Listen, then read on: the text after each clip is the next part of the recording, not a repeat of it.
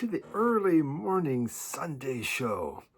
The show that's rough and ready like a rough hockey match. We went to a hockey match. That's my second hockey match I've ever attended. I went to see the Red Wings many years ago. Had a friend take me there, and then this time, my wife got the free tickets, so they have her firm has a suite, so we got to go and watch the Avalanche, who are leading their division, but on this one they lost. But it was one of their best player got a penalty. 2 days later, they apologized for the refs or the Hockey Association because maybe that should not have been. So much for instant replay. But welcome. Today we have just a great group of records. If you like Turkish Psych, I got it for you.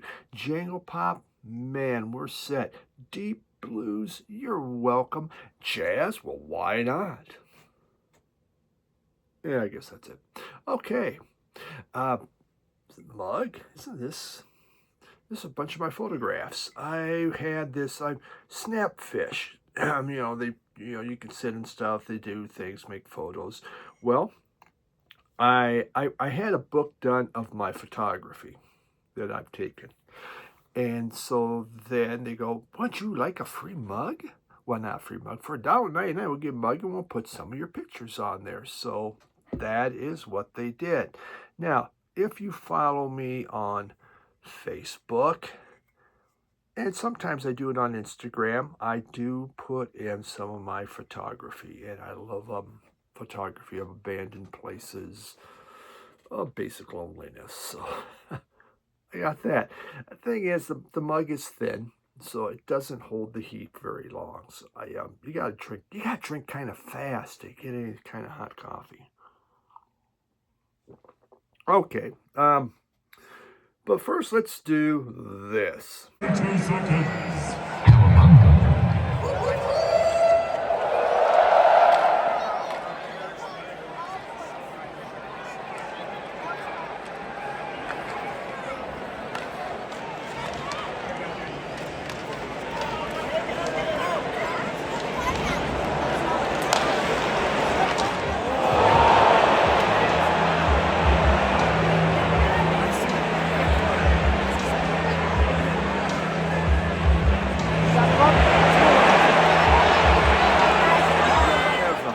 Some highlights from the hockey match there.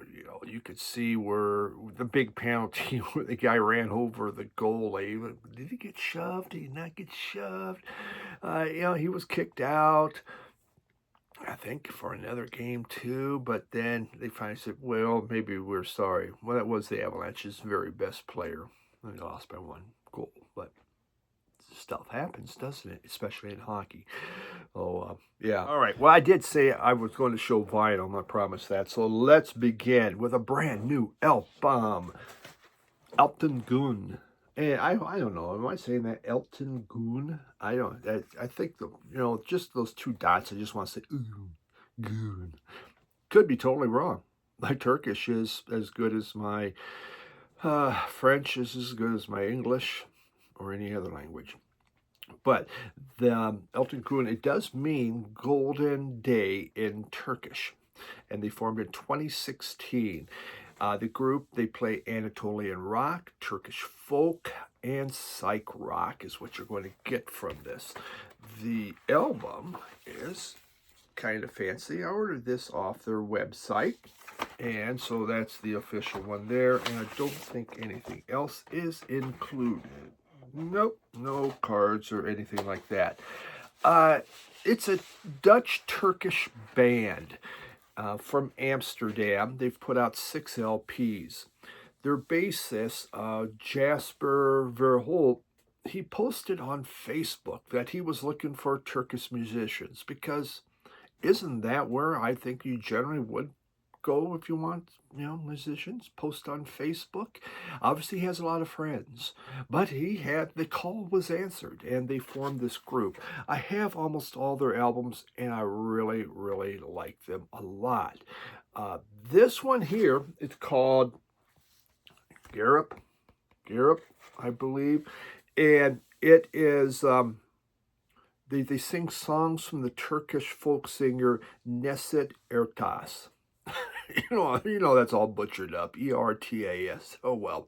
Uh, it is filled with passionate vocals, kind of these snaky guitars, rollicking rhythms, and periodic synths are put in there just for the fun of it. It's a mix of up-tempo songs and of ballads. The bass, man, the bass just really stands out, which of course that would be Jasper. And I mean, it really comes at you. But the music, it's strong. Um, and just the bass is very tasteful in there. I really liked it. There is some really great Turkish psych in here, but they also stretch into other types of music and more folk and ballads. I of course like the faster stuff, but this is a very strong album. It was most enjoyable. Great Turkish Psych when they get going. They just reinterpret these songs and make them their own, and it sounds wonderful. I really, really enjoyed this. So if you like Turkish Psych, if you haven't ever heard it, just pull it up on Spotify.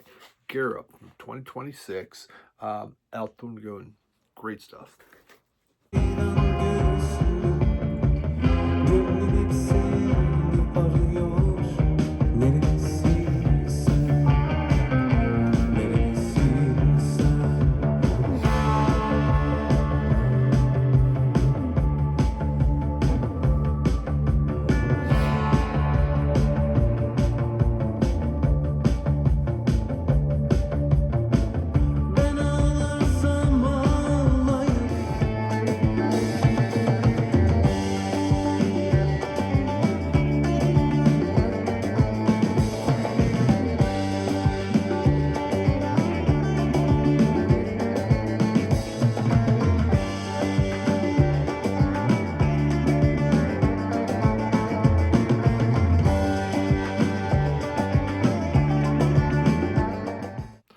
Next album, up, we have Rainy Day.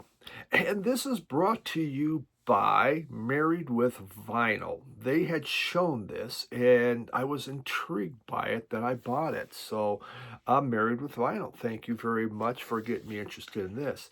And speaking of promotions, we have Satellite Records, today's sponsor of this broadcast. Unofficial sponsor because I'm getting nothing for it.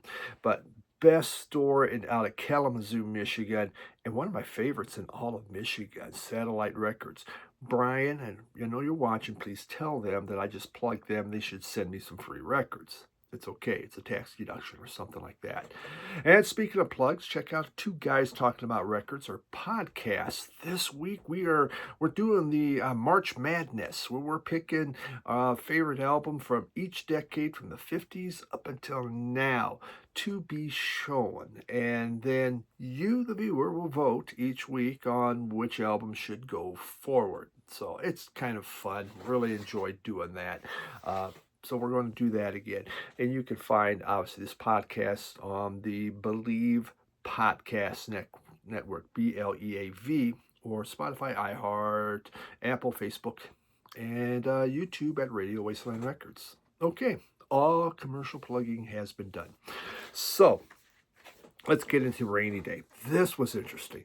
So this is, it's an all-star Paisley Underground band that I'd never heard of. And the group Green on Red's very first album was very Paisley Underground, and then they kind of went to the country alt rock. But they're having a barbecue, and it's in California, so I'm sure it's vegan burgers. And so they're barbecuing these vegan burgers, and they ask members of the Dream Syndicate, the 3 o'clock rain parade in the Bengals, come on down, man, we're having vegan burgers, we're barbecuing them. And I mean, the excitement was real. Everyone couldn't believe it. They're happy and they're getting there, and they're all talking, and they're drinking a lot of beer or whatever else they're drinking, maybe smoking some stuff, and they start the what if game. The what if we did this? What if we did that? Well, suddenly it's what if we all got together and put out an album? and 15 of them signed up to do this album, man. I mean, here's the different songs. They're just packed with people from the Paisley Underground. It is crazy. So they did this album on covers, all covers.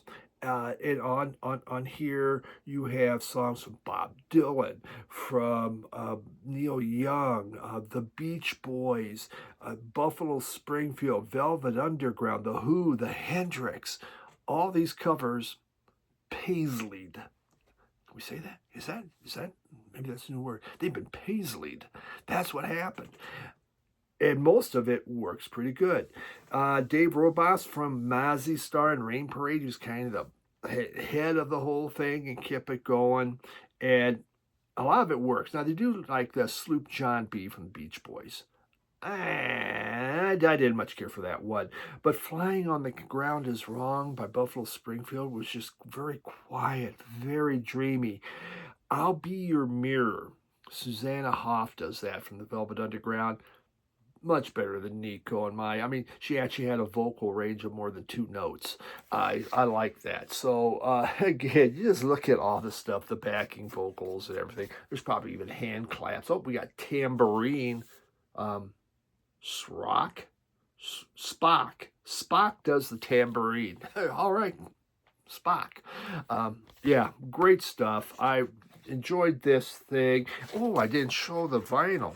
It says it's beer vinyl. Richard from Vinyl Tap House or Alex from Beer and Vinyl, please tell me, is that beer?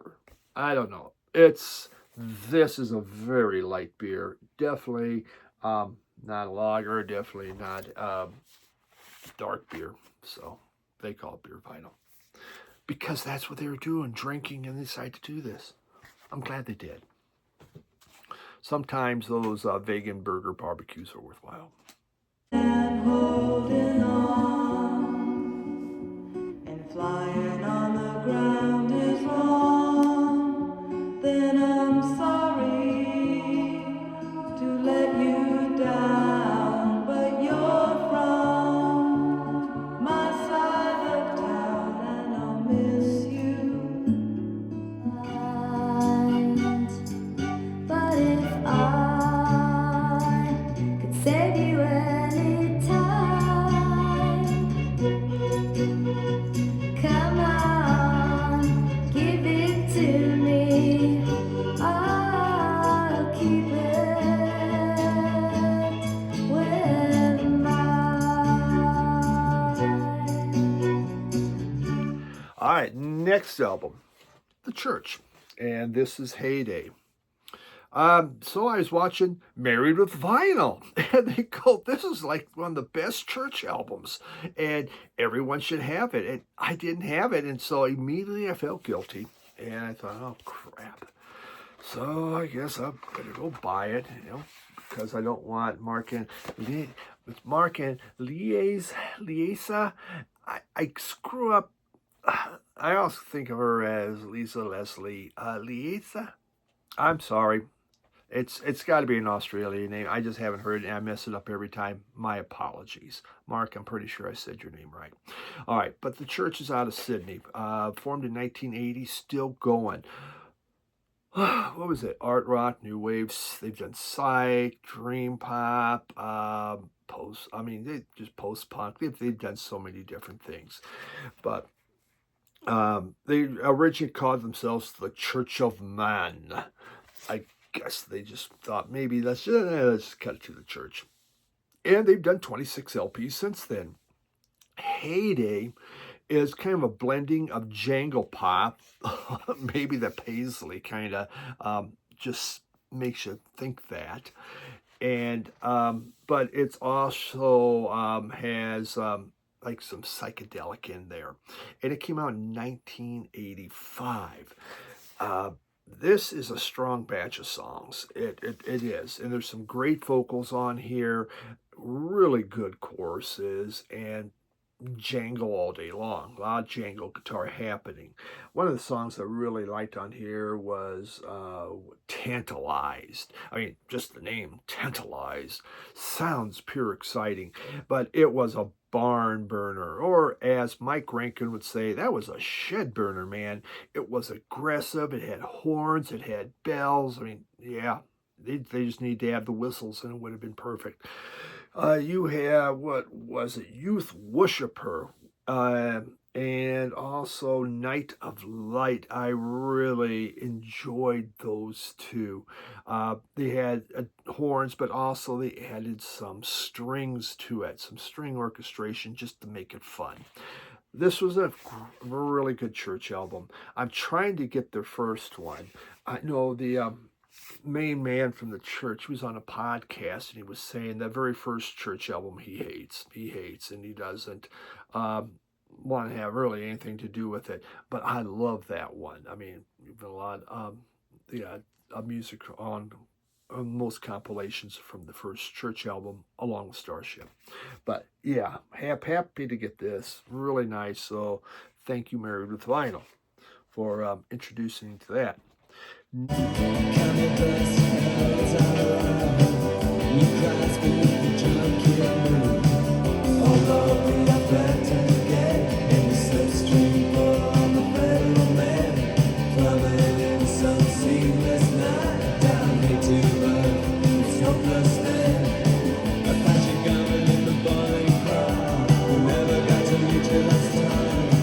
Going to the world of jazz, Medeski, Martin, and Wood. And here we have basic black vinyl with nothing else involved. So, I was watching Married with Vinyl, and they showed this album. We're talking about it. Okay, not on this one. Sorry, Tutu. But this is Medeski and Woods. They started back in 1991. They started. They've done jazz, they've done jazz fusion, jazz funk, jazz soul, jazz acid, but it's all jazz. It's all jazz. Those are jazz hands. They've done avant-garde type grooves. Just all kinds of stuff. John Schofield, even the jazz guitarist, has played with them on a number of albums. Basically, Medeski, Martin, and Wood, it's keys, drums, and bass. So it's what you're going to get on here. They started with piano, but now it's organ. Much more organ, which gives them this soul type feel.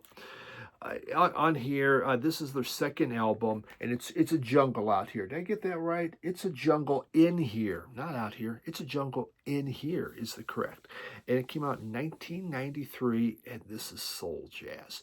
His organ comes through. The first album was more piano. This one comes in with that organ and really has that soul feel.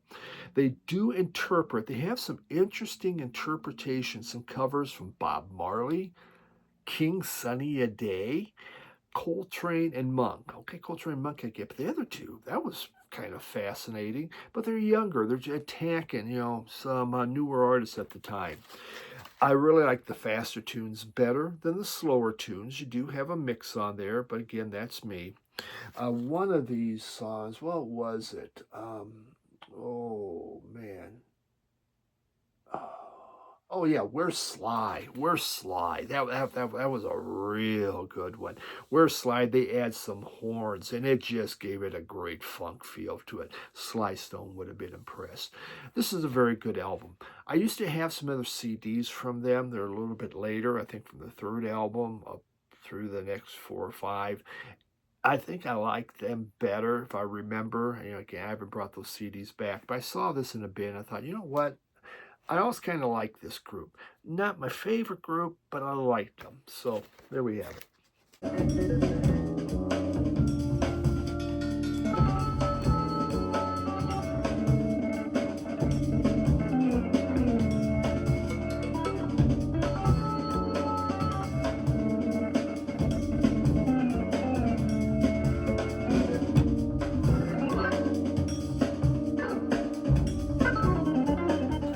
Moving in, last week I did a thing on punk, my favorite UK punk bands that not a lot watched, so probably not a lot of punkers out there. You know, shame on you, but that's okay. One of the group we talked about was the Stranglers, and I showed the first two Strangler albums. Well, here's the third album from the Stranglers. The Stranglers out of the UK formed in 1974. They formed before the whole punk explosion. They do punk, pub rock, they do art rock. I mean, they've been around a long time, and I think they've put out like 18 albums. Look at that. Black on one side, white on the other. We call that a concept album. See? The concept is this white, black. And there is an inner sleeve in here, even. Inner sleeve. It's black and white. Okay, well, that's kind of fun. So then they called themselves the Guildford Stranglers because they were formed in Guildford in the UK. Eventually, they thought maybe not Guildford Stranglers because if some type of murder happens, everyone's going to look at them probably. Now, that's just my assumption, okay? That's not fact, but I'm going to add it to Wikipedia just for the hell of it. The lead on here, Brian Duffy, who goes by the name of Jet Black, cool, is the drummer. He's a jazz drummer and stuff, but then he got into ice cream. And he had a fleet of ice cream trucks, and he was doing quite well. Throughout Guildford, the trucks of Jet Black were dingling and tingling down the neighborhoods. So he's making good money. So you know what? Why don't I just form a rock band again? I want to get back into it. And so he does. And so they go to all these early gigs in ice cream trucks. Can you imagine pulling up there with the jingling and tingling? I think they gave free ice cream out at the end of each concert, maybe even at the beginning when they come in. I mean, doesn't ice cream trucks excite you? You hear one coming down the road. People just don't normally say, oh, freaking A, man, a crappy ice cream truck. No, you go, oh, the ice cream truck. I mean, it brings happiness. Well, I'm sure that did that for them when they arrived at the concert in an ice cream truck. I digress. So, but so then they get punk. So their very first album was punk, Ractus Victus, something like that. It's one of my favorite albums. And the thing is, they're old, and so they and Jet Black has a lot of money. I mean, this is everything that wasn't punk at the time, but they just didn't tell anybody. So, but they've done 18 albums. Their last one came out in 2021. See, Black, White, how about that? Death and Night and Blood was kind of an interesting song. Just the lyrics from it, Death and Night and Blood.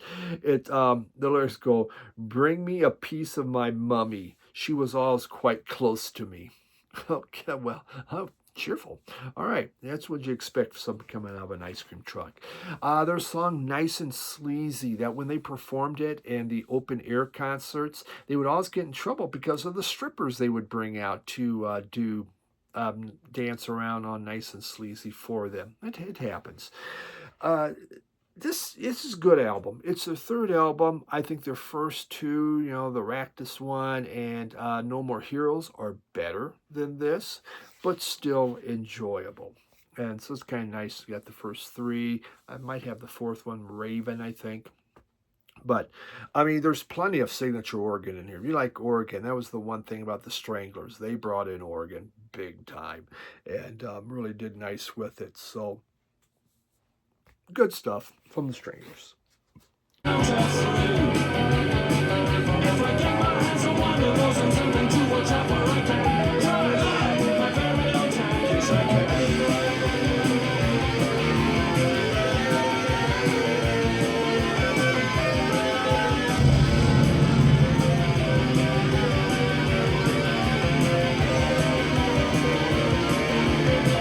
us to our final album. Saw these on Married with Vinyl. They were Charlie Patton, because Married with Vinyl is known as a blues channel. Well, okay, maybe not. Maybe you are. I don't know. Sorry, YouTube. Okay. But the two I did mention before, they really were from their channel. I mean, they got a great channel. Check it out. I mean, oh my God. You want to be a completist? Watch them. They're pretty good at it. All right. But I saw these at my honey hole down in down in Castle Rock. Charlie Patton. And Charlie Patton, I mean, talk about, he is the father of the Delta Blues. Born in Mississippi, maybe 1891, maybe 1895, maybe 1893. No one really knows. But he did die in 1934. That's a fact, okay? We know that for sure. He had a mixed heritage. Everyone's always trying to guess what his heritage is. We know that there was some African American in there, but they think there was some white, maybe some Cherokee, maybe some Mexican. No one really knows. Charlie really didn't know. Really didn't matter because he could play the blues and he was so good at it. He learned blues from a guy named Henry Sloan. But Charlie Patton went around with a lot of other people and taught them a lot about blues, including Robert Johnson and Howlin' Wolf, along with many, many others. He traveled around the South. He traveled up north. He was known for setting up his concerts, setting up, when he would be to certain plantations, when he would be in bars. He just didn't come in and go, hey, can I play tonight? No, you had to, tried to get him in advance, which he was very popular, especially on plantations. He died, I'm not quite sure why. He had a rocky relationship with his wife, but that's okay. He was a showman, though. He could play the guitar. He would play the guitar behind his head. He'd play it on his knee. He'd play it on his back. He was just doing it. So these are two very interesting albums that came out. Origin Jazz Library, OJC. And this one here, number one, has a booklet inside. So first, just the album. And there we go, Charlie Patton. And I believe these came out in 1961. Now here's the book. This is what got me to buy it. Besides the fact that it's Charlie Patton, he's important. This is the book. It's typed. It's stapled. Already that one came out. One of mine came out of the staple already. Damn it. It's now not pristine. But, maybe I should have read this beforehand. Notes by Bernard Klatzko, The Immortal Charlie Patton. Is that not the coolest book ever? There are no pictures, though. But I just saw it. I go, God, that's old school, baby. So, I'm sure it was mimeographed. Because there was no copy machines. This was done. So that is the book from this legendary folk artist that is one of the most important bluesmen ever. The music in here, I mean, it is more folk blues because the country blues, folk blues, Delta blues, obviously, because that's what he did. He did most of his recordings in 1929 and 1930. That's kind of got noticed, and more recordings were happening then. So a lot of the music was recorded back then. This one has more liner notes on the back. This one does not. So, but great retrospective. A lot of record store days, they show Charlie Patton albums, and you can get them. So cool stuff. Very neat. Important blues.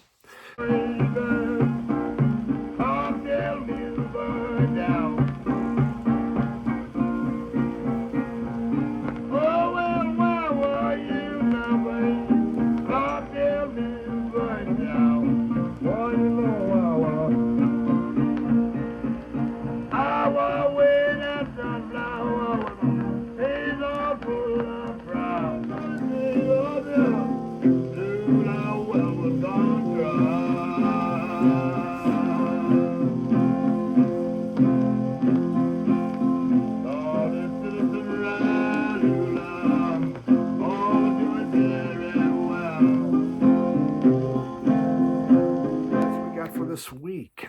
Thank you so much for hanging out with me, doing this together, and appreciate it. Have yourself a great week. Enjoy yourself, and we'll have more videos next week because I just do that. Bye.